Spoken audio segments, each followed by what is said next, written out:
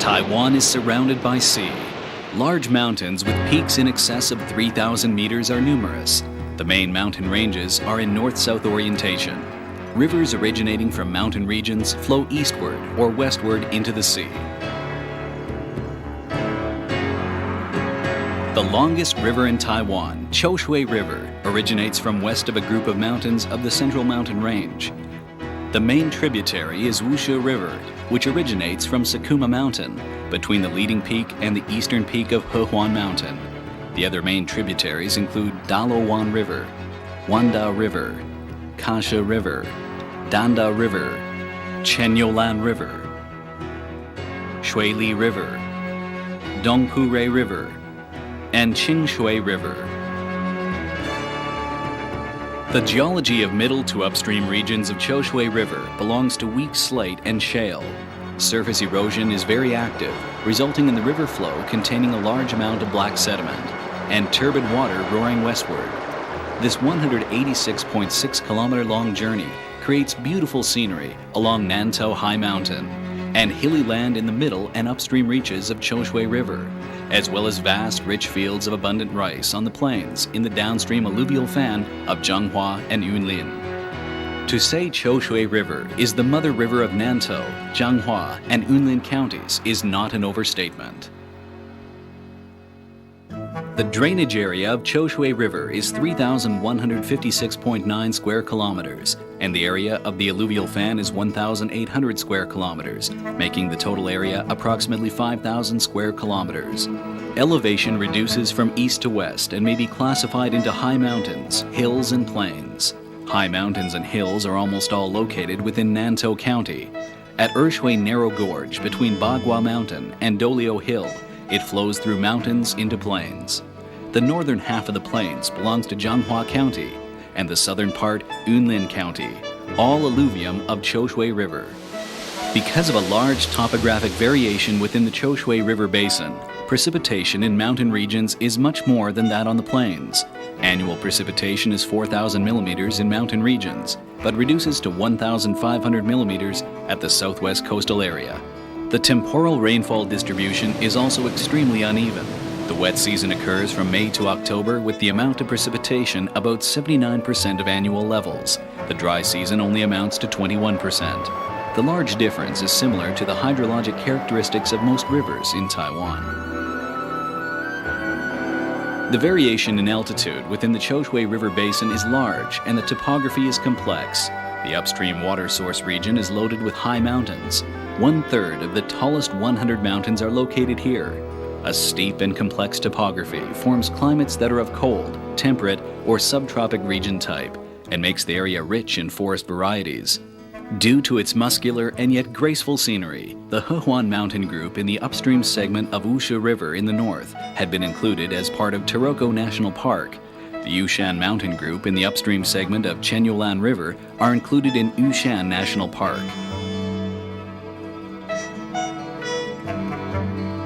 During winter, it has white snow like high-altitude countries, and during the summer, it is filled with blooming flowers. One becomes unknowingly immersed in it. It possesses rich sightseeing resources for Nantou County.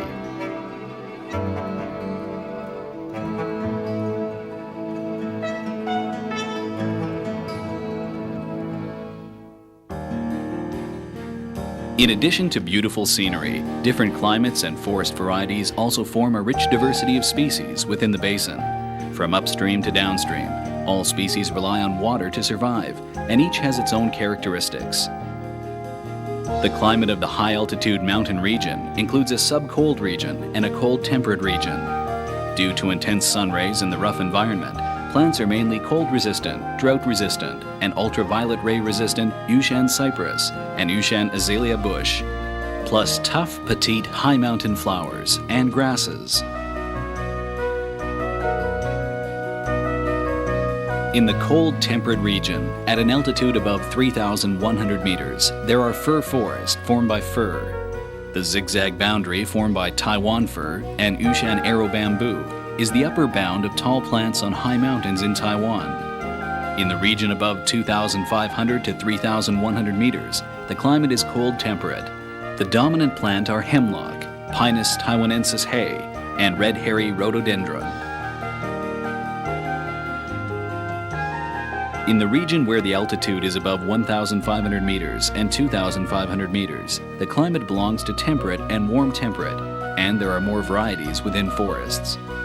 There are Chinese cypress and Taiwan cypress in fog forest, and mountain willow and Formosan rhododendron in Kyrgyz zone.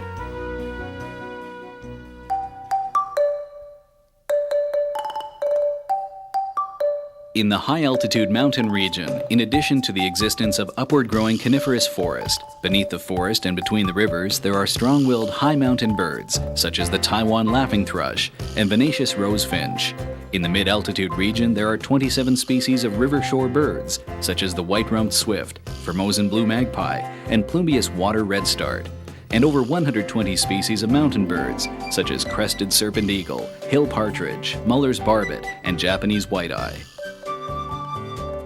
In the upstream reaches of Shui River, mountains are very steep and the river flow is very rapid. It is difficult for large fish to survive. As the river slope becomes mild and the flow becomes stable, the water habitat becomes more plentiful. The most commonly observed fish is the kui minnow. Although the upstream reaches of Shui River are turbid, due to high sediment content, because of the absence of industrial and man-made pollution, the river flow remains in its natural state and fish species are plentiful. Among them, rare and protected Cenogastromyzon puliensis liang has been traced. The more often observed is the Taiwan grouper and pale chub. In the downstream reaches, however, owing to the large water intake for irrigation and return of irrigated water plus man-made pollution, fish species are not as plentiful as the middle and upstream reaches.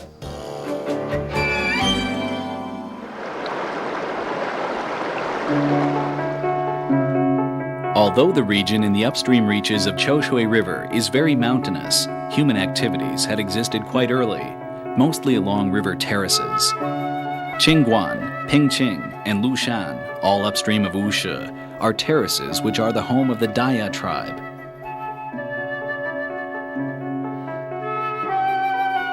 Wushe has been the gateway to the upstream reaches of Shui River since long ago. During the Japanese occupation, there was Hehuan and Luangao cross-mountain trails linking to Hualien in the east. Today, it is the major traffic stop of the Wushe branch line of the East-West Highway. The Wushe event, when the brave Munalu Dao led his comrades of the Daya tribe to attack and kill the Japanese, took place here. Wushe River has rich hydropower potential. Wushe Reservoir was constructed for this purpose. Because of its large and graceful lake surface, it has become the most attractive vista point on the East-West Highway, Wushe branch line. The shore of Dalawan River features the famous Lushan Hot Springs. Awanda, adjacent to Wushe, is located at the confluence of Wanda South River and Wanda North River. In late autumn, the mountain slope is covered with red maple leaves, which paint both banks of the river into a golden color and attracts countless tourists. Downstream from Wushe Reservoir, Shui River flows through Wanda, Chubing, to Wujie, where the river valley becomes wider. On mild sloping terraces, there are areas for farming, hunting, and culture activities by the Zolshe group of the Bunong tribe. The existing Fajr district in Wujie, where the Shui River flows through, is a typical Zolshe group gathering ground of the Bunong tribe. The Chubing Terrace has picturesque scenery and a narrow gorge, pine forest, and mountain streams, which is called by local Aborigines as the Sister Source. The Chubing remains site was discovered by accident by Mr. Cheng Zongyu, a professor of archaeology from the Historical Language Research Institute, Academia Sinica, in 1980. From what was unearthed, one can trace from as early as 2,700 years ago that humans lived on the fertile terrace and on primitive farming and hunting. The Chubing Remains Site is the first excavated prehistorical village remains site in mountain regions in Taiwan. It provided a source for research on the prehistoric culture of the river valley. Downstream from Chubing is the Wujie Dam, completed during the Japanese occupation period. It diverts the Shui River flow and conveys it 15 kilometers away to Sun Moon Lake for storage and power generation. This is the main water source for Daguan, Zhugong, Minghu, and Mingtan hydropower stations. The project increases power generation benefits and, with a lake mountain scene, enhances resources for sightseeing.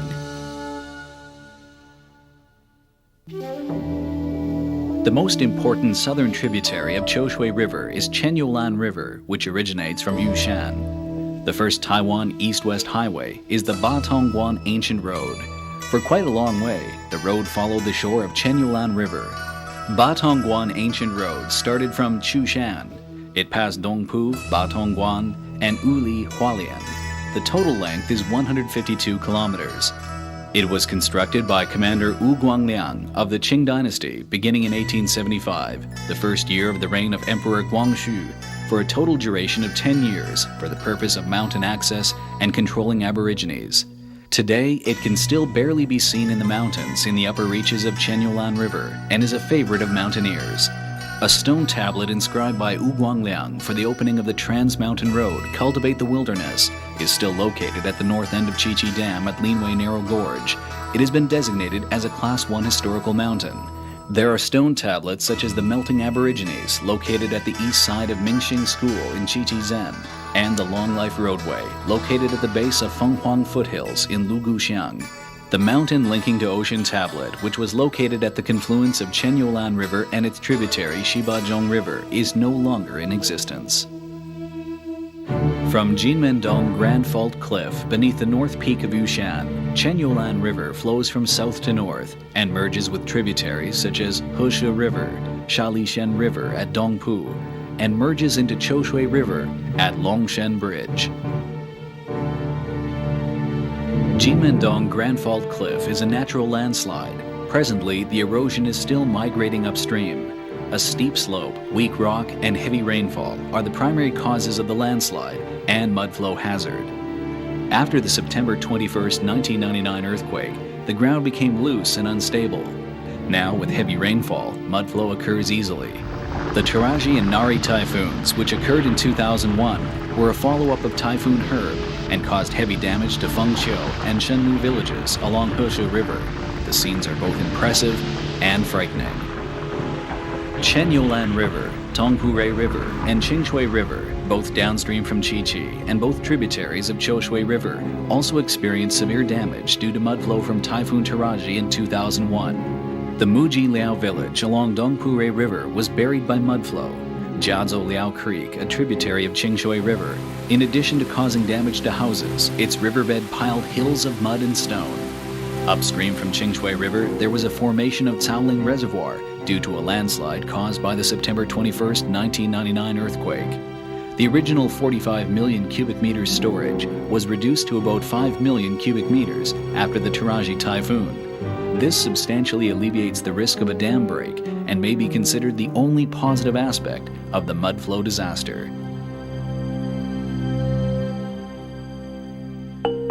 The main stem of Shui River begins to flow westward at Sunhai Bridge. It flows through villages of Bunong tribe, such as Shuanglong and Dili, and merges with Chenyulan River and Shuili River in the vicinity of Shuili. The isolated and quiet villages of Dili and Shuanglong have elegant mountain and water scenery and simple and natural aboriginal characteristics. The town of Shuili is known as a mountain village. Meandering streams and rolling mountain peaks create clear hills and attractive water for the town of Shuili. Westward from Shuili, one travels from a tall mountain region into hilly land. On the left shore, there is Lugu, which is known for oolong tea production. On the right, there is Chichen, well known because of the September 21st earthquake. The two towns are linked together by the elegant Qilu Bridge.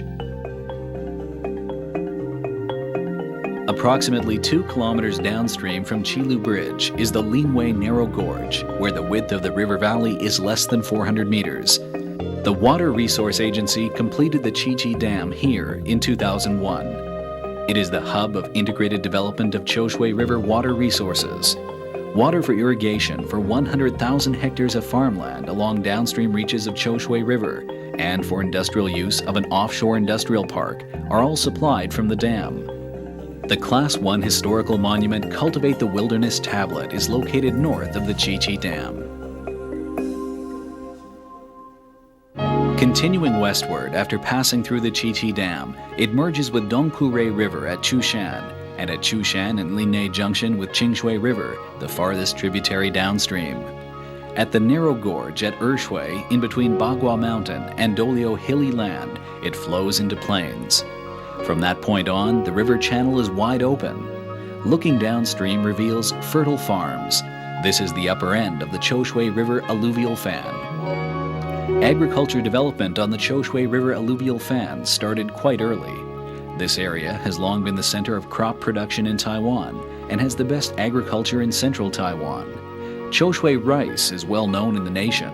The alluvial fan includes most of Zhanghua and Yunlin counties. It may be said that both counties were born of Shui River. According to historical records, on the Changyun Plain, Shui River changed course by radiating south to north on several occasions. Presently, the downstream river channel is also named Shiluo River. The Dongluo River to the north, the new Hui River to the south, and the old Hui River were ancient Shui River channels at one time.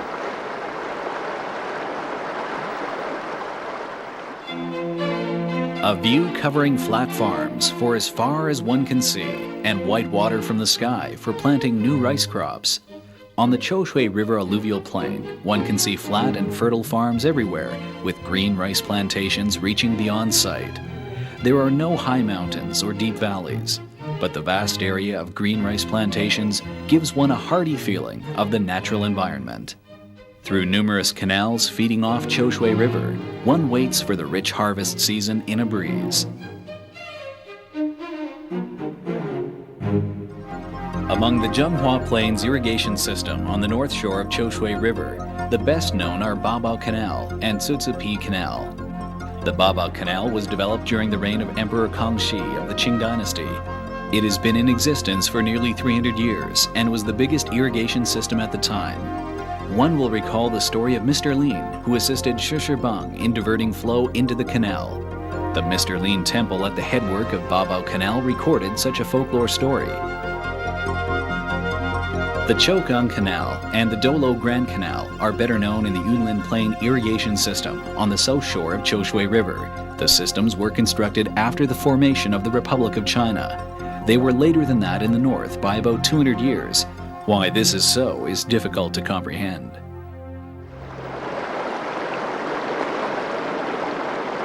Shui River is the natural boundary of Zhanghua and Yunlin County. From Ershui Railroad Bridge to the river mouth, there are Ershui, Shiqiu, Chutong, and Daqian townships along the north shore, and Linne, Sutong, Shiluo, Erlin, Lunbei, and Mailiao on the south. Shiluozhen in Yunlin County is the largest town along the downstream reaches of Shui River. In the past, when the Shui River flow rate was large, ships could sail directly to the sea. Therefore, it was developed quite early. The Shiluo Grand Bridge, which spans across Shui River, is more than a landmark structure of Shiluo. This old bridge, which has been in existence for over 50 years, was also the key path on Western Plains in the past. Nowadays, due to the completion of a shoreline bridge, the Zhujiang Grand Bridge, New Shiluo Grand Bridge, and Zhongsha Bridge Freeway, its role on traffic has been reduced significantly. As Shui River enters into the alluvial fan, the river becomes rather wide and the flow slows down. Cultivation is done by hard-working people on the wide floodplains, and there are plantations of vegetables, melons, and even rice. A great deal of the well-known Shui River and Shiluo large watermelon are produced from the wide overbank. Although overbank cultivation costs more, as long as there are no typhoons or flooding on the overbanks, there is considerable profit. For this reason, cultivating and planting on the overbank is popular.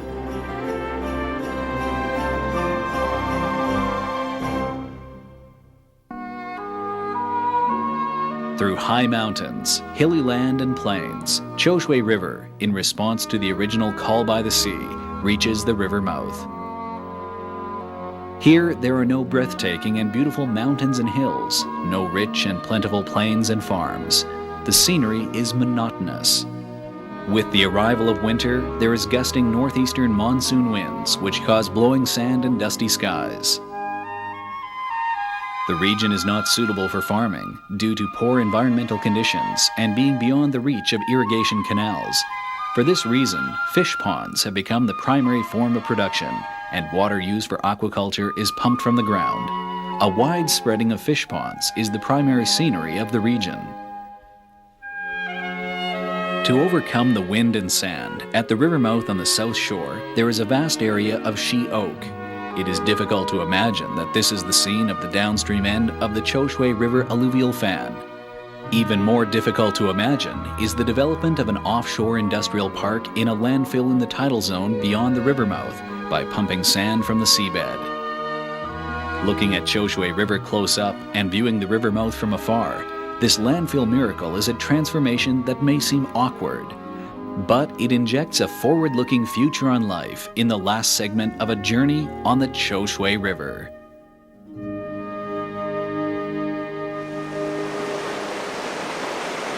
The Shui River is a long river with many lasting lives. With the advancement of history, it generously conceives and nourishes human culture and surrounding life. Simultaneously, human civilization is also changing the life of Shui River. It is a mutual dependence of humans and water.